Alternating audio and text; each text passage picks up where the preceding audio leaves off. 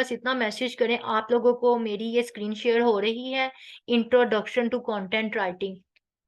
आप लोगों को मेरी ये वाली, अच्छा वेरी गुड। ऐसे ही फटाफट बस आप लोग मुझे रिप्लाई कर देंगे ना, तो हमारा time through out the course बिल्कुल भी ज़ाया नहीं होगा।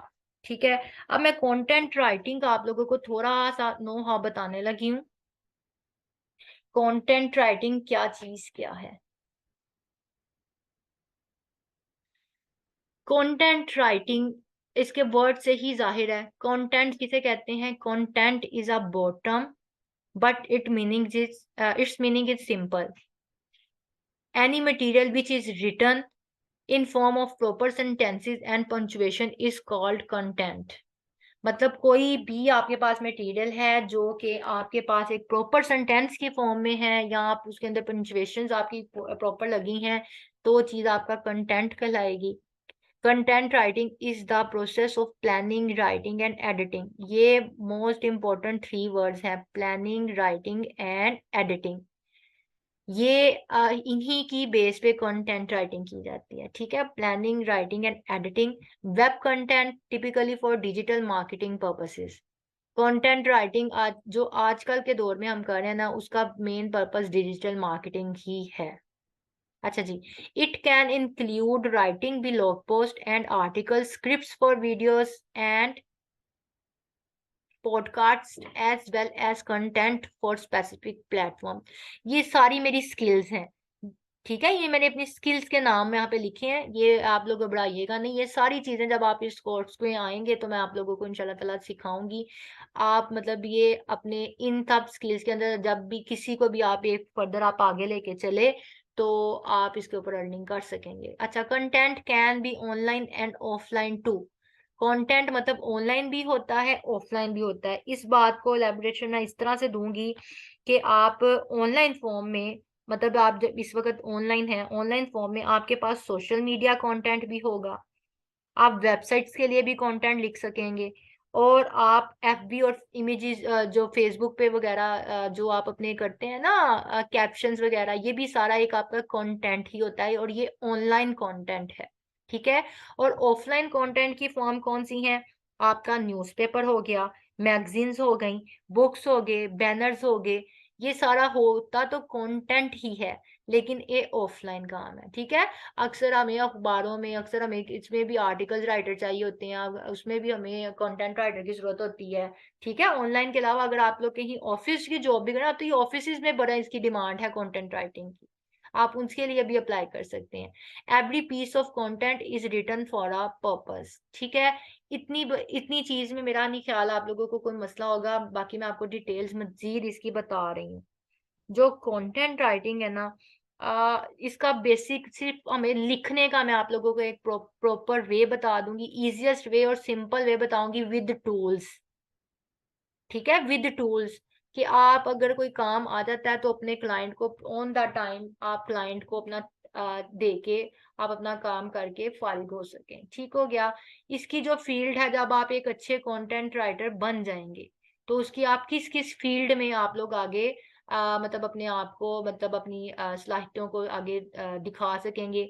जो सबसे पहला है वो वेब कंटेंट राइटिंग है। ठीक है, अब मैं आपको इसके नेम से मैं बता दूं। वेबसाइट के लिए अभी मैंने आपको बताया ना कि एक वेबसाइट बना लें, आर्टिकल और ब्लॉग पोस्ट को आप अपनी वेबसाइट के ऊपर वहां पे डेली शेयर करें। और आर्टिकल और ब्लॉग पोस्ट जो है ना, वो हमारे करंट सिचुएशन पे आप कोई भी एक टॉपिक पकड़ लें, उसके ऊपर डेली आप पोस्ट करें अपनी वेबसाइट के ऊपर। एक दिन वो मोनिटाइज हो जाएगी और आप उससे पैसे कमाने लग जाएंगे। ठीक हो गया। जिसको वेबसाइट बनानी आती है उसके लिए तो वेल एंड गुड, वो अपनी वेबसाइट बनाए, उसके ऊपर काम करना शुरू कर दे। जिसको नहीं बनानी आती वो वेब डेवलपर को कोई ढूंढे। मेरे पास एक वेब डेवलपर बंदा है जिसको मैंने अभी खुद भी कहा है, क्योंकि मैं खुद इस काम की तरफ अब जाना चाह रही हूँ। ठीक हो गया, क्योंकि मैं आर्टिकल्स तो मैं लिख सकती हूँ, लेकिन अभी तक मैं इसे पोस्ट नहीं कर रही थी। मैं कह रही हूँ कि जब मैं एक काम कर रही हूँ तो मैं उसको ऊपर उसको अर्निंग की तरफ भी लेके जाऊं, दैट्स वाई। अच्छा जी, एकेडमिक कंटेंट राइटर, इसके नेम से ही जाहिर है, स्कूल के अंदर, कॉलेज के अंदर, यूनिवर्सिटीज जो होती है ना एकेडमिक वगैरह, इसके अंदर जो कंटेंट राइटिंग की जाती है ना, इसमें कोई इदारा भी आ जाता है, इसमें हम ऑर्गेनाइजेशंस को भी ऐड कर लेते हैं। ठीक है, कोई भी जिसमें अदारे में आप काम कर सकें, उसके लिए जो कंटेंट लिखा जाता है वो एकेडमिक कंटेंट राइटिंग कहलाता है। ठीक हो गया। थीसिस वगैरह, केस स्टडीज वगैरह इस चीज के अंदर आ जाएंगी।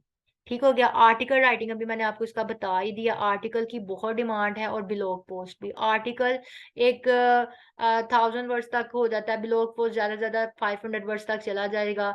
आर्टिकल की ही छोटी सी फॉर्म ब्लॉग है, ब्लॉग पोस्ट ऐसे एक मजमून की फॉर्म में कहा जाएगा। ठीक हो गया। मतलब ये बिलॉगिंग आजकल इसका बहुत ट्रेंड है। ये व्लॉगिंग नहीं है, बिलॉगिंग है। इसको जो मैं आपको बता रही हूँ कि अपनी वेबसाइट के लिए हम कुछ कोई भी टॉपिक पकड़ लेते हैं और उसके बाद हम उसके ऊपर काम करते हैं और अपनी वेबसाइट पे कहीं भी ब्लॉग सेक्शन में इसको पोस्ट कर देते हैं, तो वो चीज़ ब्लॉगिंग कहलाती है। नेक्स्ट है जी बिजनेस राइटिंग। फॉर एग्जाम्पल, आप में से कोई बंदा अपना कोई कारोबार शुरू करना चाहता है, कोई कपड़े सेल करना है, कोई कपड़े खरीदने हैं, बेचने हैं, उसके लिए ही उसे अपना बिजनेस को प्रमोट करना है, तो वो एज अ कंटेंट राइटर भी उसे एक बंदा चाहिए होगा। फॉर एग्जाम्पल, आप अपना बिजनेस तो स्टार्ट कर रहे हैं लेकिन आपके पास अभी इन्वेस्टर्स नहीं है। ठीक है, आपने अब चाह रहे इन्वेस्टिंग के बगैर तो आपका मतलब बिजनेस नहीं ना कुछ, तो आप अपने इन्वेस्टर्स को हासिल करने के लिए उस सूरत में आप क्या करेंगे, कोई आप अपना बैनर बनाएंगे, कोई आप अपना कोई कह लें कि आप अपना मैगजीन में कुछ बना लेंगे, कोई भी आप अपनी ऐसी चीज कंटेंट जिसके ऊपर आप लिख के तो आप अपने इन्वेस्टर्स को बताएंगे, हाँ भाई मैं ये काम करने वाला हूँ, तो जिसके पास सामान है वो मेरे साथ जुड़ जाए, उसको आगे प्रमोट मैं करता हूँ। मतलब अपने कंटेंट के जरिए उसको मैं आगे पॉपुलर करता हूँ। बस आप मतलब मेरे साथ इन्वेस्टमेंट में आ जाएं। ठीक है, इस सूरत में जो इन्वेस्टर है ना, आपको अपने इन्वेस्टर को अपना तमाम रिटर्न में सेंड करना होगा, अपनी तमाम डिटेल्स वगैरह। वो भी कंटेंट राइटिंग का ही, राइटर का ही काम होता है। उस फील्ड में भी ये पर्पसफुल होता है और इसे एक्सेप्ट किया जाता है, मतलब ठीक है ना, पर्पसफुल वे होता है इसका, ताकि वो आपका एक्सेप्ट कर ले, प्रपोजल एक्सेप्ट कर ले, उसके अंदर देखे कि हाँ भाई रिटर्न फॉर्म में ये मसले होंगे, ये मसाले होंगे, तो उसको ये हाँ ये हल करने के लिए बंदा है, और ये कैसे है, इसको कैसे लिखने का प्रोसेस है ना, वो सारा कंटेंट राइटिंग में आ जाता है, बिजनेस की राइटिंग में। ठीक हो गया। Freelance writing. फ्रीलांस राइटिंग इसको क्या कह लें, इसको मैं आपको इस फॉर्म में समझाऊंगी। इसमें आपको फॉर एग्जाम्पल एक क्लाइंट मिल गया, फाइवर से मिल गया, अपवर्क से मिल गया, बिहेंस से मिल गया, वट एवर कहीं से भी आपको कोई क्लाइंट मिल गया। फॉर एग्जाम्पल आप उससे अर्निंग करने के लिए मिल गया आपको। अब आप उस अपने क्लाइंट के साथ तय कर लेते हैं कि भाई मैं तुम्हें मंथली 10 आर्टिकल्स लिख के दूंगा। ठीक है, जब भी मतलब आपने उसे एक बार प्रॉपर टैग कर ली है। ठीक है, अब वो आर्टिकल आपने जो कि एक बात फिक्स कर लिया उसके साथ, अब आप वो आर्टिकल जो अपने खुद इजी होके जब मर्जी आपको, आप इजी हैं तब लिख लें। आपको इसके लिए कोई ऑफिस नहीं चाहिए, आपको इसकी अपनी स्पेस चाहिए। 15 से 30 मिनट मतलब आपका काम है। फॉर एग्जाम्पल, कोई भी आपको टाइम लिमिट नहीं है कि आपने सुबह के ही 15 से 20 मिनट बैठ के काम करना था, या सुबह के घंटे में बैठ के आपने ये काम करना था। नो, आप इसको किसी वक्त भी कर सकेंगे, क्योंकि आपने फ्रीलांस राइटिंग में आपने ये एक बात अपने आप से तय, अपने क्लाइंट से तय कर ली है। लिहाजा जब आप फ्रीलांस राइटिंग करते हैं ना, तो उसमें आप लोगों को बस टाइम लिमिट, मतलब कोई टाइम लिमिट, कोई कुछ, आप लोगों को आपकी अपनी स्पेस भी, आपकी अपनी ही स्पेस पे आप लोगों को काम करना पड़ेगा, किसी के पास जाना भी नहीं पड़ेगा। ठीक हो गया ना। आप उसका काम कर देंगे इजी से। फ्रीलांस राइटिंग मतलब जो अब आपने कोर्स एनरोल किया, अगर आप घर में बैठे हुए अपने फाइबर, अपवर्क वगैरह पे काम कर रहे हैं, तो आप फ्रीलांस राइटिंग कर रहे हैं। ठीक है ना, आप अपनी ही स्पेस पे काम कर रहे हैं। आप उस बंदे से तय कर देते हैं, भाई मैं तुम्हें इतने दिनों में कर दूंगा। बस आपके पास वो इतना टाइम है, लेकिन आपके पूरे दिन में आपने ये नहीं देखना 15 मिनट बैठ रहे हैं, 20 मिनट बैठ रहे हैं, घंटा बैठ रहे हैं। नो, टाइम आपके अकॉर्डिंग आप उसको करके बस उसके टाइम लिमिट तक दे देंगे। घोस्ट राइटिंग एक बहुत मतलब ये आजकल घोस्ट राइटिंग का ही काम हम कर रहे हैं। वो कैसे, मैं आपको बताती हूँ। फॉर एग्जाम्पल, अब आप आर्टिकल्स लिखते हैं, ठीक है, और आर्टिकल्स ऑफलाइन लिख रहे हैं, मतलब न्यूज़पेपर के लिए लिख रहे हैं, किसी मैगजीन के लिए लिख रहे हैं। अब जुड़ी नहीं है, और ऑफलाइन ही लिख रहे हैं, आप ऑनलाइन भी कोई आर्टिकल लिख रहे हैं ना, तो कोई क्लाइंट है आपका, तो उसको आपका आर्टिकल पसंद आ जाता है, वो कहता है भैया तुम्हारा आर्टिकल तुम मुझे सेल कर दो, मैं इसके बस तुम्हें पैसे दे रहा हूँ, लेकिन तुम इसके पब्लिशर नहीं होगे, तुम इसको अपना नाम नहीं दे सकते। ठीक है, काम आपका है लेकिन आपका नाम नहीं है, लेकिन उसके बदले आपको पे किया जा रहा है। तो इस जगह पे आप क्या कर रहे हैं, घोस्ट राइटिंग कर रहे हैं।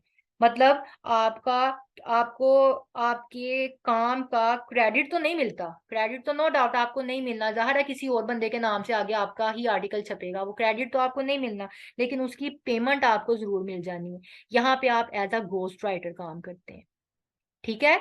एक ये पॉइंट है। देन है जी जर्नलिस्ट राइटिंग। जर्नलिस्ट इसके नेम से ही आप लोगों को जाहिर हो जाना चाहिए कि न्यूज में, न्यूज़पेपर में, मैगजीन में जो कंटेंट होता है ना, वो उसके लिए भी कंटेंट जो वो राइटर होता है ना, वो जर्नलिस्ट राइटिंग कहलाती है, ठीक हो गया। रिव्यूवर्स। रिव्यूवर्स में मैंने आप लोगों को एक बात बता दूं, अमेजोन पे आप लोगों को पता ही होगा, अमेजोन पे बुक्स वगैरह सेल परचेज भी की जाती है। अच्छा, अमेजोन पे खाली ये चीजें नहीं होती है, अमेजोन पे आप फॉर एग्जांपल कोई मूवी है, कोई मूवी ही न्यू देखते हैं, उसको रिव्यूज देते हैं आप अपने, ठीक हो गया। आप अपने जब रिव्यूज देते हैं ना, तो वो जो रिव्यूज होते हैं वो लिखने के लिए भी कंटेंट राइटर्स ही दरकार होते हैं, वहां पे भी कंटेंट राइटर्स का ही होता है कि वो किस तरह से अपने रिव्यूज देंगे, किस प्रॉपर वे में लिखेंगे। ये लिखने का तरीका जो होता है ना, वो कंटेंट राइटर को पता होता है, वो इस आगे ही से सिखाता है। इसके अलावा जी लास्ट पे ब्लॉगिंग मैंने आपको बता दिया है, वेबसाइट और मतलब आर्टिकल की जो, उसका मैंने आपको बता दिया है।